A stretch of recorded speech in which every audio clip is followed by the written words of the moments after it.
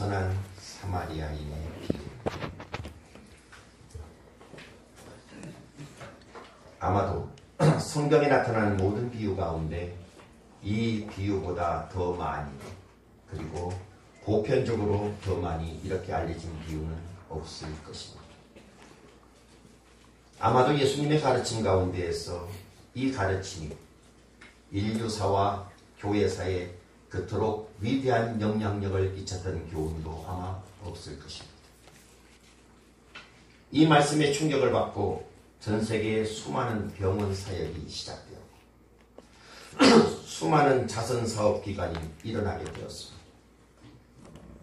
이 말씀 앞에 도전을 받은 그리스도인들이 봉사와 선교의 헌신의 장으로 자신의 몸을 던지기도 했습니다. 그러나 지나간 세기에 우리 믿음의 선배들에게 또 옛날 교회들에게 그토록 커다란 영향력을 끼쳤던 이 비유가 오늘날 우리에게는 아무런 영향력을 끼치지 못하는 비극 속에 살고 있습니다. 참으로 각박한 사회 속에서 우리가 살아가고 있습니다. 이 비유는 하나님을 모르는 세상 사람들에게까지도 너무나 잘 알려진 비유입니다. 실제로 사람들이 자발적으로 어려움에 처한 사람들을 돌보지 않는 그런 사람들을 향해서 법을 만들어서 세상 사람들은 그것을 지키게 만들고 있습니다. 이 법의 이름이 선한 사마리안 법입니다. 굿 사마리탄 로 이렇게 해서 현재 여러 나라에서 시행하고 있습니다. 프랑스, 독일, 핀란드, 폴란드, 스위스, 러시아, 중국에서 이 선한 사마리아인 법은 위험에 처한 사람을 보고도 그냥 지나쳤을 때 이 법이 적용됩니다. 5년 이하의 징역. 여러분, 우리나라도 얼마 전에 외국으로 골프를 치러 가던 2명의 젊은 남자가 택시를 탔는데 택시 운전수가 갑자기 심장마비로 쓰러졌습니다. 119에 전화 한 통 하는 것을 꺼려하고 그 기사가 운전했던 그 차의 키를 뺐습니다. 기사는 쓰러져 있는데 뒤에 트렁크 문을 열고 골프 가방을 챙겨서 다른 택시를 타고 떠나는 그 모습을 우리가 TV로 보면서 전 국민에게 공분을 샀던 그런 일들 기억하실 것입니다. 우리나라도 선한 사마리안법을 만들자고 주장하고 있고 아마도 지금 국회에 상정되고 있다고 생각됩니다. 자, 오늘 이 비유에 대해서 우리가 묵상할 때 여러분, 이 비유에 대해서 의미를 깨닫고자 접근하지 마십시오. 이 비유를 말씀을 보면서 저와 여러분의 삶에 대한 새로운 각성을 위해서 자신을 성찰하는 의미로 접근하시길 바랍니다. 자, 이 말씀을 하시게 된 배경부터 먼저 살펴봅니다. 예수님께서 이 유명한 비유, 선한 사마리아인 비유를 말씀하시기 시작한 배경이 뭘까요? 자, 25절에 한번 보십시다. 25절을 같이 읽습니다. 시작. 어떤 율법 교사가 일어나 예수를 시험하여 이르되 선생님, 내가 무엇을 하여야 영생을 얻으리이까? 질문한다는 것은 귀한 일이죠. 공부 잘하는 사람이 질문합니다. 때때로 우리가 하는 질문 가운데 아무런 의미도 없고 불순한 의도를 가지고 질문하는 사람들도 있습니다. 예컨대 질문을 위한 질문 같은 거죠. 순수하지 못한 어떤 의도나 동기를 가지고 질문할 때가 있습니다. 어떤 율법사가 바로 예수님께 던진 질문이 그런 유형의 질문입니다. 불순한 의도를 가진 질문. 뭐라고 질문합니까? 어떤 율법사가 일어나 예수를 시험하여 이르되, 예수님을 시험할 동기로 질문을 합니다. 그러면서 하는 말이, 선생님, 내가 무엇을 하여야 영생을 얻으리까? 이렇게 질문합니다. 여러분, 영생이란 우리가 무엇을 해서 얻는 것이 아닙니다. 구원이란 우리가 무엇을 하는 데 있는 것이 아닙니다. 영생이란 예수 그리스도를 신뢰하는 데 있습니다. 예수를 믿는 데 영생이 있습니다. 이 사람의 질문을 다시 한번 생각해 보십시오. 이 사람의 마음의 생각을 한번 성찰해 보시기를 바랍니다. 조금 더 이야기가 진행되면은 이 사람이 왜 이런 질문을 했는가에 대해서 우리는 짐작할 수가 있습니다. 28절, 29절을 한번 읽으십시오. 28절부터 29절 시작. 예수께서 이르시되 내 대답이 옳도다. 이를 행하라. 그러면 살리라 하시니 그 사람이 자기를 옳게 보이려고 예수께 여짜오되 그러면 내 이웃이 누구니까? 이 말씀을 놓치지 마십시오. 이 사람은 자기의 의에 도취돼서 살아가고 있는 사람입니다. 나는 좋은 일도 많이 하고 있고 나는 선한 일도 많이 하고 있고 내 행함은 하나님 나라에 가기에 합당한 것이다. 이렇게 생각하는 사람입니다. 이런 모습으로 평생을 살아왔던 사람입니다. 만약 이 사람이 자기 자신의 정직한 성찰을 통해서 예수님 굉장히 달라졌을 것입니다. 예를 들어서 선생님, 저는 율법을 가르치는 사람이요 율법을 아는 사람입니다. 제가 율법을 가만히 보니까 하라와 하지 마라가 나와 있는데 저는 하나님께서 하라 하신 것 하지 못했고 하지 말라 한 것을 했습니다. 그래서 저는 율법을 깨트린 사람입니다. 저의 죄의 문제에 대해서 말씀해 주십시오. 라고 이야기했다면 예수님은 즉시로 이 사람에게 복음을 전했을 것입니다. 이 사람의 의도는 달랐습니다. 따라서 예수님도 다른 방법으로 이 사람을 깨우쳐주기 위해서 이 비유를 말씀하시는 것입니다. 자기의 마음을 깨뜨려 보시는 그 예수님의 눈동자를 피합니다. 그러면서 추상적인 질문들을 계속해서 던집니다. 여러분, 인간은 난처한 궁지에 빠지게 되면 여러 가지 논쟁을 하죠. 내 이웃이 도대체 누구요? 라고 묻습니다. 참 좋으신 우리 주님. 이런 잘못된 동기를 가지고 질문하고 있다는 것을 아시면서도 그 문제를 깨우쳐주기 위해서 이 중요한 말씀을 시작하십니다. 내 이웃이 누굽니까? 내 이웃이 누굽니까? 예수님께서 대답하여 이르시되. 자, 이러면서 이 비유가 시작됩니다. 예수님의 의도를 잠깐 한번 살펴보기를 원합니다. 예수님의 심령이 무엇이 있을까요? 아까도 말씀드렸지만 이 사람은 자기의 의에 도취되어서 살았던 사람입니다. 하나님 앞에 나오는 사람마다 자신이 하나님 앞에서 너무나 보잘것없는 죄인인 것을 깨닫지 못한다면 어떠한 사람도 하나님의 은혜를 맛보지를 못합니다. 이 사람은 그런 상태가 아닙니다. 자기의 의에 꽉 차 있습니다. 자신을 옳게 보이기 위해서 착각하면서 살아가는 이 사람, 자기는 언제나 옳은 일을 하고 있다고 생각하면서 살아가는 사람, 그래서 하나님께서는 마땅히 자신을 인정해 주어야 됩니다. 그래서 나는 하나님의 도움이 필요 없다고 생각하는 이 사람을 깨닫게 하기 위해서 주님은 이 비유를 지금 말씀하시고 있습니다. 여러분, 저와 여러분은 이 비유를 통해서 우리의 죄인된 모습을 발견해야 됩니다. 이것이 이 말씀을 주님께서 하시게 된 1차적인 목표입니다. 자, 본론으로 들어가십시다. 우리가 잘 아는 대로 여리고 길을 가다가 한 사람이 강도를 만나서 거의 죽게 되었습니다. 그 사람이 오늘 주인공이에요. 자, 이 본문 속에 등장하고 있습니다. 강도 만나서 거의 죽게 됐던 이 사람 곁을 세 유형의 사람들이 지나갑니다.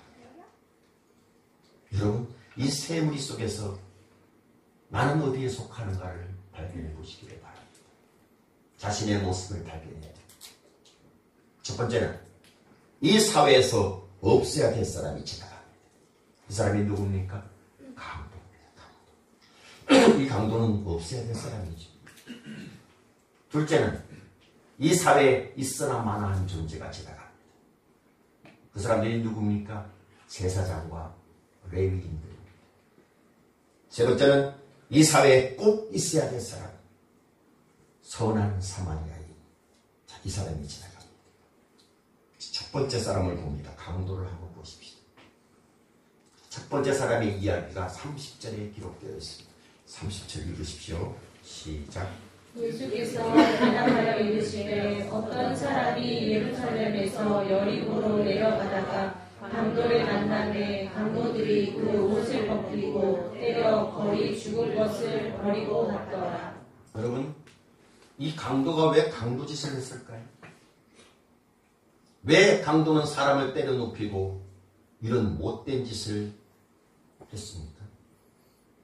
우리는 강도를 규탄하기 전에 근본적인 질문부터 해야 됩니다. 이 강도들은 사람에 대한 생각, 인간에 대한 생각이 잘못되었습니다.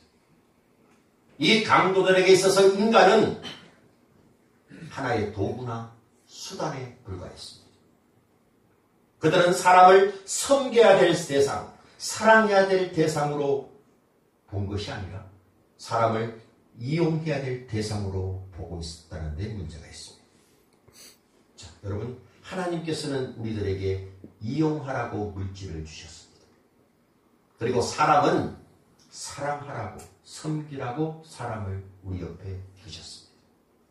근데 이 강도는 사람을 사랑하는 대신 물질을 사랑합니다.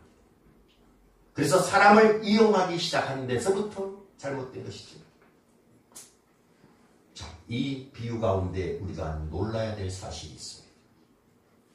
이 강도는 다른 사람이 아닌 때로는 저와 여러분의 자화상일 수 있다는 사실 앞에 놀라야 됩니다.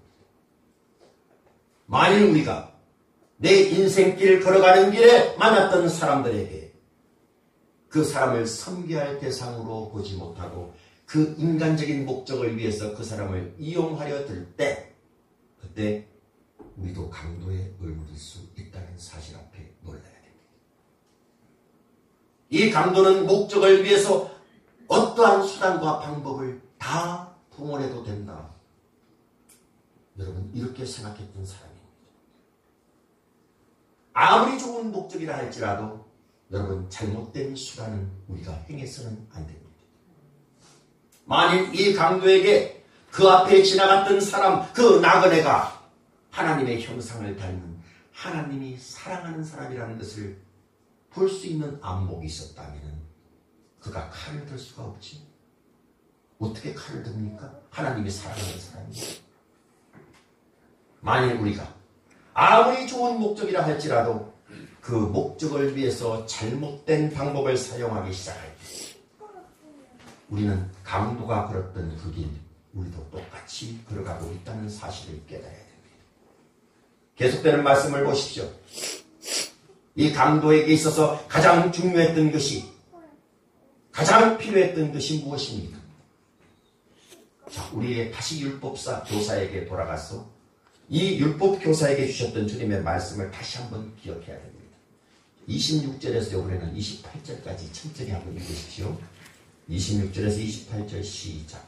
예수께서 이르시되 율법에 무엇이라 기록되었으며 내가 어떻게 읽느냐. 대답하여 이르되 내 마음을 다하며 목숨을 다하며 힘을 다하며 뜻을 다하여 주 너의 하나님을 사랑하고 또한 내 이웃을 내 자신과 같이 사랑하라 하였나이다. 예수께서 이르시되 내 대답이 옳도다. 이를 행하라. 그러면 살리라 하시니. 율법 교사는 하나님을 사랑하는 것이 율법의 가장 중요한 계명이다. 서슴없이 얘기합니다. 왜? 율법을 가르치는 교사이기 때문에. 잘합니다. 여러분, 하나님을 사랑한다는 의미가 뭡니까? 내가 정말 하나님을 사랑하기에 저와 여러분이 하나님을 예배하지 않습니까? 그럼 예배한다는 것은 뭡니까? 예배의 정신이 가장, 예배의 정신의 중요한 핵심이 뭡니까? 여러분, 그것은 드림입니다. 내가 하나님을 사랑한다는 것은 하나님께 내 자신을 드리는 거예요. 그것이 예배입니다. 하나님을 경배한다는 의미는 하나님께 내 마음을 드리는 것이요, 하나님께 내 애정을 드리고 내 생각을 드리고 나의 가장 중요한 부분들을 하나님께 드리는 것입니다. 근데 이 예배의 정신이 잘못되었을 때 우리가 하나님 앞에서 무엇을 드리려고 하는 것보다 하나님에게서 무엇을 얻을 것인가에 관심이 더 큽니다. 오해하지 마십시오. 하나님이 안 주신다는 것이 아닙니다. 순서가 잘못됐다는 것입니다. 그것은 여러분 하나님을 진정으로 사랑하는 것이 아닙니다. 그건 하나님을 엄격히 말하면 이용하는 것입니다. 만일 우리가 우리 주변에 하나님의 형상을 닮은 그 사람들을 하나님이 사랑하는 존재로 인식하고 바라볼 수만 있다면 여러분 내 삶이 달라지지 않겠습니까? 이 사회가 달라지지 않겠습니까? 그런 모습을 보이는 것이 하나님을 사랑하는 것이요, 진정한 예배의 삶을 사는 것입니다. 내가 이웃에 대한 사랑이 변질될 때 그때부터 우리의 인생이라는 열곡길에서 강도의 모습으로 때로는 변하기 시작합니다. 총 들고 있는 사람만 강도라고 얘기하지 마십시오.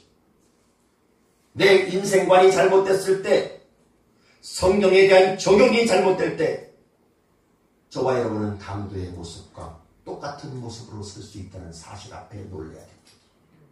그러므로 우리가 율법 교사처럼 나는 올바른 사람이라고 외친다 할지라도 내 심장을 꿰뚫어 보시는 하나님 앞에서 나는 때로는 강도일 수 있다는 사실을 여러분 기억하십시오. 이게 성경의 도전입니다. 그런 사람들은 이 세상에서 없었으면 좋을 사람으로 인식될 수밖에 없는 것입니다. 자, 두 번째 불이웃 사람 보십시오. 제사장과 레위인이 있으나 마나한 존재. 성경은 이들이 강도만 난 쓰러진 사람을 보고도 그냥 피하고 지나갔다 이렇게 말합니다. 여러분, 이들은 지도자들입니다. 종교적인 지도자들입니다. 이들은 열곡길에 강도가 출몰하지 못하도록 앞장서야만 했던 사람들이었습니다. 그런데 그들이 왜 이들을 피하고 지나갔습니까? 그러니까 이들에게 한번 질문해 보십시오. 제사장들이요, 레위인들이요, 당신은 왜 피하고 지나갔습니까? 아마도 이들은 이런 이유를 댔을 것입니다. 제사장은 저는 하나님께 제사를 드려야 되는 신분이기 때문에 빨리 바쁜 길을 가고 있었습니다. 가야만 됩니다. 제사가 중요하지요. 레위인들에게 묻습니다. 당신은 왜 피해서 도망갔습니까? 저는 종교적인 의무를 다하기 위해서 바쁘게 가던 길이었습니다. 바빴습니다. 여러분, 오늘 우리도 그럴듯한 이유로 내가 해야 될 의무로부터 도피하고 있지는 않습니다. 이것이 레위인과 제사장의 문제였고 오늘을 사는 우리들의 문제이기도 합니다. 여러분, 오늘날 그리스도인에게 있어서 가장 오해되고 있는 신앙생활의 내용 가운데 하나는 예배입니다. 예배의 목적이 무엇입니까? 질문하겠습니다. 여러분, 지금 왜 예배를 드리십니까? 예배를 드리기 위해서 드리십니까? 한국교회가 주일 성수에 대해서 강조하지만 또 정말 중요하지만 더 중요한 것은 예배의 목적입니다. 여러분, 내가 예배를 드린다는 것 어떻게 보면 대단히 두려운 일입니다. 왜? 예배 중에 하나님의 말씀을 듣는 것이기 때문에 그렇습니다. 하나님께서 부족한 종의 입을 통해서 나에게 하시고자 하시는 말씀을 하나씩 말씀을 통해서 이야기를 하십니다. 내가 그 말씀을, 하나님 말씀을 들었다면 내 삶의 변화를 하나님 앞에서 강요받는 것입니다. 예배는 변화를 의미합니다. 오늘 이 시대에 많은 사람들이 예배에 대한 잘못된 생각을 가지고 있습니다. 그것은 종교적인 감상주의입니다. 어떤 사람들은 얘기합니다. 내가 예배를 드리고 어딜 갔더니 기분이 참 좋더라. 예배 안 드리고 가면 찝찝한데 일부 예배 드리고 갔더니 그래도 마음이 편안해요. 여러분, 예배의 의미를 그런 데서 찾지 마십시오. 기분에서 찾지 마시기를 바랍니다. 왜 예배를 드리십니까?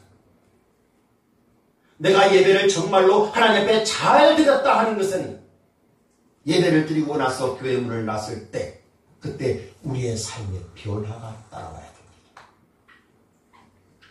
나는 이제부터 어떠한 모습으로 하나님 말씀을 들었기 때문에 어떻게 살아야 되는가? 내가 사람들에게 하나님의 사랑을 어떻게 말할 것인가? 그리고 이 말씀을 통해서 내 삶에 어떻게 적용할 것인가? 이것이 예배를 내가 얼마나 잘 드렸는가 하는 시금석이 된다는 사실을 기억하십시오. 내가 예배를 드렸다면 그 순간부터 달라져야 됩니다. 오늘 우리는 제사장들과 레위인에게 다시 이렇게 물어야 됩니다. 당신은 왜 외면했습니까? 나 예배를 준비하기 위해서요. 바빠서요. 왜 예배를 드리십니까? 여러분, 왜 기도하십니까? 왜 성경 공부하십니까? 예배 시간에 참석한 것, 그것 외에는 아무런 다른 의미가 없는 예배라면 그것은 여러분 종교적인 감상에 지나지 않습니다. 내가 예배를 드리고 하나님 말씀을 들었다는 것 때문에 내가 우리 가정에서, 우리 사업장에서, 우리 직장에서, 우리 자녀들에게 내 삶이 하나님의 뜻에 맞는 삶으로 변화되는 것. 이것이 예배의 목적입니다. 참석 자체에만 의미를 절대로 부과하지 마시기를 바랍니다. 여러분, 우리가 살면서 나의 가장 긴급한 일이, 가장 중요한 일이 아닐 수도 있다는 사실을 기억하십시오. 불행한 사실은 우리의 삶이 너무 의미 없이 매번 바쁘기만 합니다. 우리 인생의 우선순위는 하나님의 말씀에 근거해서 행해져야 됩니다. 그래서 하나님 말씀에 근거해서 중요한 것이 내 삶에 먼저 와야 됩니다. 이게 그리스도입니다. 제사장과 레위인들에게 있어서 하나님의 형상대로 지음받은 이 사람에 대한 애정이 마땅히 앞섰다면 예배수도 그 사람을 먼저 도와야 됩니다. 그것이 먼저 해야 될 일입니다. 다른 일 핑계 삼을 일이 없습니다. 다시 한번 이 제사장과 레위인에게 솔직하게 물어봅시다. 솔직하게 네 마음을 열고 한번 얘기해봐. 왜 그대로 외면했는가?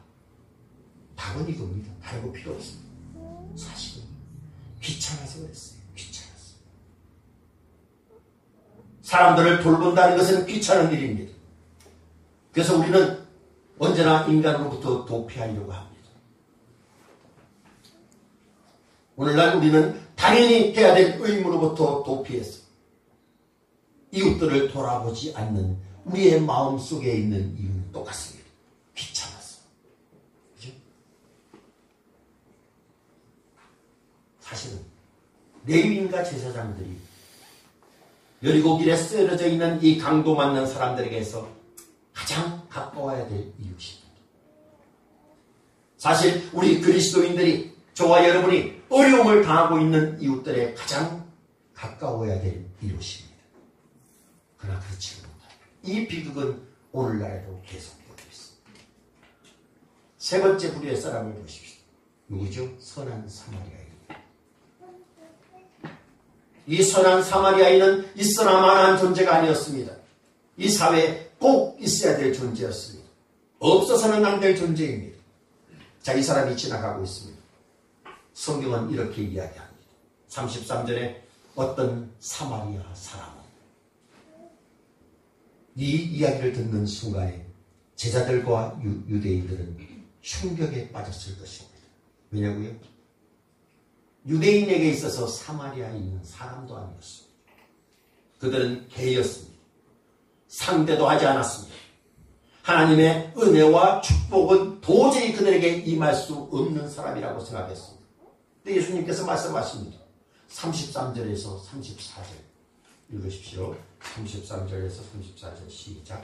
어떤 사마리아 사람은 여행하는 중 거기 이르러 그를 보고 불쌍히 여겨 가까이 가서 기름과 포도주를 그 상처에 붓고 싸매고 자기 짐승에 태워 주막으로 데리고 가서 돌보았습니다. 사마리아인은 사실 아무런 기대도 하지 않았던 사람입니다. 이 사람이 이 장면에 등장할 사람이 아닙니다. 예수님께서는 당시의 풍속적인 관념을 완전히 깨부셨습니다. 이것은 주님의 혁명적인 선언입니다. 사실 강도 만난 자 옆에서 그를 도와야 될 사람은 제사장이나 레위인들이야지 이 사마리아인은 아닙니다. 근데 주님은 이 사람의 이야기를 갑자기 끊으십니다. 왜 그랬을까요?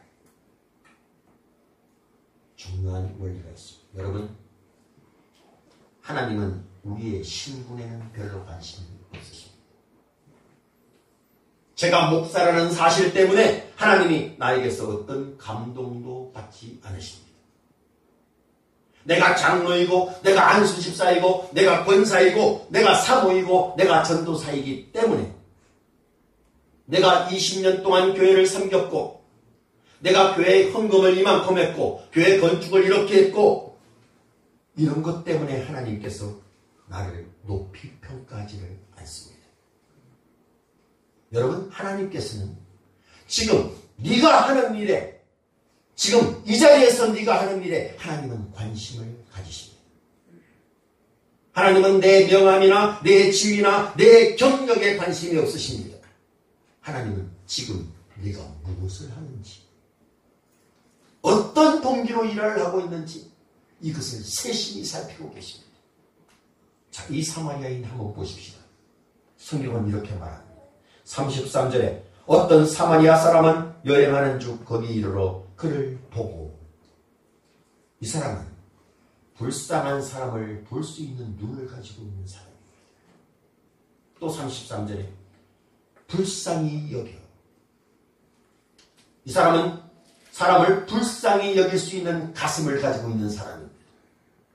34절에 가까이 가서, 이 사람에게는 행동할 수 있는 발이 있었습니다. 34절에 기름과 포도주를 그 상처에 붓고 사람을 섬길 수 있는 손이 있는 사람입니다. 자기 짐승에 태워 주막으로 데려가서 돌보아 주니라. 자기 자신을 희생하려는 결의가 있었던 사람입니다. 사마리아인은 자기 짐승을 사용했습니다. 그리고 주막에서 자기가 가지고 있는 2데나리온을 지불했습니다. 사랑은 값비싼 것입니다. 내 돈이 들지 않고 사랑할 수 없습니다. 내 시간이 들지 않고 사랑할 수가 없고 내 희생이 없는 사랑은 가짜입니다. 어려운 사람을 만나게 되면 그를 위해서 내 돈을 써야 됩니다. 그를 위해서 내 시간을 들여야 되고 그를 위해서 내가 희생해야 됩니다. 근데 우리는 그것이 귀찮아서 안 합니다. 그 사랑을 거절합니다. 어떤 분들은 이렇게 말할지도 모릅니다. 그렇지만 저에게는 남을 도울 수 있는 돈이 한 푼도 없습니다. 여러분, 제가 물질을 이야기하고 있는 것이 아닙니다. 물질 이전에 물질을 쓸 수 있는 것은 먼저 마음이 앞서야 됩니다. 나를 요구하고 있는 이웃들에게 정말 내 자신을 내줄 수 있는 것 한번 자문해 보십시오. 먹고 살기도 힘든 세상에 언제 남에게 관심을 가지면서 살 것인가? 저도 이해합니다. 힘듭니다. 그래서 여러분, 성경은 내 가정을, 내 삶을 등한히 하면서 외면하면서 이웃에게만 관심을 가지라고 우리에게 요구하지를 않습니다. 하나님은 우리의 필요를 아시고 내 가정을 위해서 최선을 다할 것을 하나님은 먼저 우리에게 말씀하셨습니다. 디모데전서 5장 8절에 보면 누구든지 자기 친척, 자기 가족을 돌보지 아니하면 그는 믿음을 배반한 자요 철저하게 가족을 돌봐야 됩니다. 성경에서는 여기서 끝나지 않습니다. 갈라디아서 6장 10절에 그러므로 너희는 기회 있는 대로 모든 사람에게 착한 일을 하라. 주님께서 우리에게 도전하십니다. 그렇답니다. 하나님의 형상대로 지음을 받은 이웃을 향해서 내가 이제 뛰쳐나가야 되지 않겠습니까? 내 이웃의 상처난 발을 씻길 수 있는 물수건을 내가 준비해야 되지 않겠습니까? 여러분 이웃을 한번 돌아보십시오. 하나님께서는 내 삶의 공간 가운데 강도 만난 자 반드시 보내주시다. 상처받은 이웃도 있습니다. 눈물 흘리는 사람이 있습니다. 그 아파하는 그 이웃들 내 주변에 찾아오면 얼마든지 많습니다. 내 옆집에 살기 때문에 이웃이 아니고 우리 교회 한 지체이기 때문에 이웃이 아닙니다. 이웃이라는 것은 내가 아플 때 상처를 싸잡아주고 그리고 눈물을 닦아주고 고독과 아픔을 어루만져주는 그 사람이 바로 이웃입니다. 여러분 곁에서 아파하는 그 신음소리하는 그 사람을 향해서 귀를 여십시오. 비틀거리고 아파하고 쓰러져가는 이웃을 위해서 눈을 여시기를 바랍니다. 성경은 말합니다. 우리가 선을 알고도 행치 아니하는 죄인이라. 예수님을 바라보시기를 바랍니다. 우리 주님께서는 우리를 위해서 자신을 주셨습니다. 자신의 피를 뿌리셨습니다. 예수님의 엄청난 이 사랑 앞에 압도된 사도 바울은 이렇게 고백합니다. 갈라디아서 2장 20절에 내가 그리스도와 함께 십자가에 못 박혔나니 그런즉 이제는 내가 사는 것이 아니요 오직 내 안에 그리스도께서 사시는 것이다. 이제 내가 육체 가운데 사는 것은 나를 사랑하사 나를 위하여 자기 자신을 버리신 하나님의 아들을 믿는 믿음 안에서 사는 것이다. 나랑 아무런 관계가 없는 얼굴색도 다르고 언어도 다른 유대인의 한 사람으로 찾아오신 그 한 분, 예수 그리스도. 그분은 내 눈물과 내 고독과 내 아픔과 내 상처를 다 짊어지시고 십자가에서 매달려 돌아가셨습니다. 그렇답니다.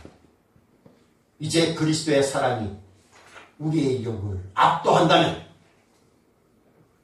내가 비록 연약하지만 가진 것은 없지만 내 자신을 찢어내는 고통을 통해서 내 이웃, 내 자매, 옆에 있는 사람을 붙들고 그들의 고독과 아픔과 상처와 신음소리를 듣고 그를 끌어안고 내 삶의 주막으로 돌아가야 됩니다. 그리고 그에게 하나님의 사랑을 준비해야 되지 않겠습니까? 말씀을 준비해야 되지 않겠습니까? 만약에 우리 중에 한 사람이 어떤 사람에게 참으로 이웃되기를 원한다면 이 세상은 고독해서 삶을 비관해서 떠나는 사람은 없을 것입니다. 만일 우리 중에 한 청년이 한 젊은이를 향해서 이웃되기를 결심한다면 나에게 관심을 가져주지 않기 때문에 하나님의 사랑에 대해서 기독교에 대해서 더 이상 추구해야 될 가치가 없다라고 교회를 떠나가는 비극은 없을 것입니다. 얼마 전에 한 교회에서 대학부 청년이 자살을 했다고 합니다. 유서가 발견됐는데 그 유서에 이렇게 쓰여있다고 합니다. 내가 교회에 나가도 아무도 나에게 관심을 가져주는 사람이 없습니다. 여러분 많은 군중 앞에서 이리 몰려다니고 저리 몰려다니고 쓸려다니는 그런 인생에서 이제는 수독하십시오. 그리고 쳐다보십시오. 누가 괴로워하고 있는지, 누가 아파하고 있는지, 누가 신음소리를 내고 있는지, 누가 상처를 받았는지 그게 시선을 돌리시기를 바랍니다. 내가 가진 것이 없고 내 주머니가 비어있다면 그냥 따뜻한 손을 내미십시오. 그리고 이렇게 말하기를 시작하십시오. 형제님, 자매님, 당신에 대해서 알고 싶습니다. 제가 무엇을 도와드릴까요? 이렇게 질문하십시오. 주위를 돌아보십시오. 어떤 사람들이 강도 만난 자인가를 보십시오. 여러분들 모두가 이 선한 사마리아 같은 모습으로 주님 앞에서 살아가시기를 축복합니다. 기도하십시오. 주님, 이제 올해에는 우리 주위에 강도 만나서 아파하는 사람들을 볼 수 있는 눈을 주시고 가슴을 주시고 행동할 수 있는 발을 주시고 섬길 수 있는 손을 저에게 주시기를 원합니다. 선한 사마리아인처럼 무엇을 도와드릴까 하고 질문하고 묻는 그러한 선한 마음을 허락하시 주옵소서. 주님께서 보여주신 사랑을 우리도 실천할 수 있는 새해가 될 수 있도록 하나님 도와주옵소서. 예수님의 이름으로 기도드리옵나이다. 아멘.